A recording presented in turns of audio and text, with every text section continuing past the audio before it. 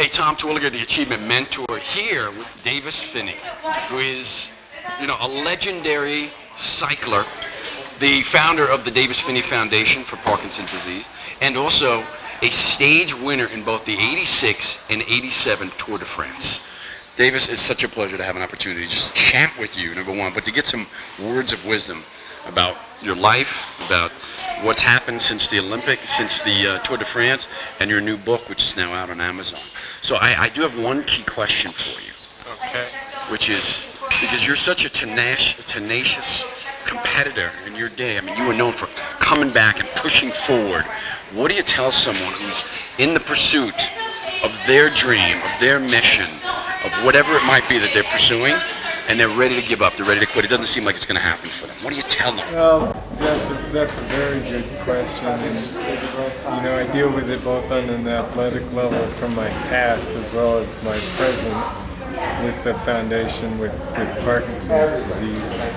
And, it's a key message, key theme in the book that you mentioned, which is called The Happiness of Pursuit. The happiness of pursuit, which is just not to quit. And it sounds cliche and trite. Say not quit, don't give up, and whatnot. But what I've found is that by quitting something, you can never define what you could have done and the lessons you could have learned about yourself. And when I tell stories about my days in the Tour de France, I oftentimes do not talk about winning, crossing the line first, but I talk about the effort and the struggle of just making the finish, but not giving up, and how much strength and that's given me now with my present battle with Parkinson's disease. And I think if I had given up back in the day, I wouldn't have defined to myself so much of how much strength really lies within me. Wouldn't have known that. Because when things are easy, things are easy. When things are hard is when you really have to buck up and you find out what you're made of. And I know that sounds, like I say, trite and cliche, but you know what? It's true. Yeah, it is true. And maybe coming from someone else other than Davis Phinney, that might be trite in many respects, but you've done it. You've been out there. You've been in the field. You've climbed the mountain. You're climbing it again. Let me ask you something. I mean, in terms of the challenges you face today dealing with Parkinson's disease and the work you're doing with the foundation, how would you compare that to the challenge of stepping up and finishing at the Tour de France? And let me clarify that. What's the harder challenge? Well, what's the hard I face a more difficult challenge now because I can't quit Parkinson's disease. I can't not even quit it. At the Tour, there's this defined time with which the suffering lasts. And, whether it's 3 weeks, which is the length of the race, or on any given day, maybe it's 5, 6, 7 hours. And, if you can psychologically tell yourself, well, if I get through today, then, you just bring it in here. You're like, well, then I've got my massage, and, and I've got a night's rest, and tomorrow may be better. So you have these periods of respite that you don't get when you live with a chronic disabling disease. And so my challenge now is to define daily victories, as I would call them, where they're only victories to me, maybe, but they're positive moments with through any given day, with which my takeaway at the end of the day, my inventory is puts me on the plus side of how many good things happen today. And so there's a certain presence of mind that is enforced with living with a chronic disease, which is trying to look through the cloud of the disease and seeing the bright spots and focusing on the bright spots.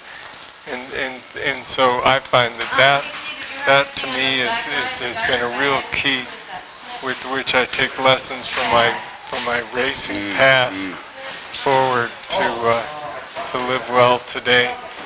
But it's it's a challenge. It's a challenge. You know, you said something that kind of takes us right back to that first question was, what do you tell people who are pursuing their purpose, their mission, or some dream of some sort, and are ready to quit? And I think a lot of times people are ready to quit because they can't see the finish line. They don't know when. Maybe they expect it to finish or be where they want to be years, months, or even weeks ago, and it hasn't happened yet. So I think what you said there was collectively those little daily victories, those little inventories that kind of get us through. Because we never know. In fact, we know that a lot of people quit just before the finish line, right? Well, right, and it doesn't have to be big victories. That's the key. It's just a matter of appreciation of what you can do and what you can get out of your life at any given moment. And maybe it's just a good workout, or maybe it's just a great glass of wine, or maybe it's a good conversation, or getting out and seeing the sunrise. It's just the little things in life that add up. And as they say, the journey is the process, and then the journey is rich and full of rewards. You just have to see it as such.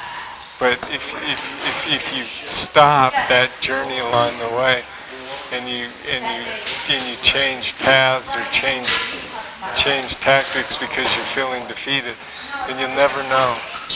You never know how rich that vein could have been in pursuit of that goal. Man, words of wisdom from a true champion, someone who's living it and has lived it. So tell us a little bit about quickly the book and where they can find it, because it's if the book is even a fraction of what you are as a human being and a champion, it has got to be incredibly inspirational. Where do we find it? Well, again, it's called The Happiness of Pursuit. You can buy it on Amazon. You can find it at most Barnes and Nobles. And if you can't, then demand it. Go in and ask for it by name. The Happiness of Pursuit. It's a father-son memoir. It's about my relationship to my dad, my relationship to my son, my famous son, Taylor Phinney, and the lessons that I learned in growing up with my dad, and how I impart them to my son, Taylor. You know what I also loved about that? I mean, again, you can go. It's called The Happiness of Pursuit. Find it at Amazon. Find it at Barnes & Noble. But if you can't find it, demand it. And that's a little like what we have to do in terms of our own success. When we're ready to quit, ready to give up, no. We got to demand more from ourselves and continue to pursue. Otherwise, as Davis said, we'll never know what we could have achieved. I'm Tom Terwilliger, the Achievement Mentor. Thank you so much for being with us and sharing those words. We'll talk to you later.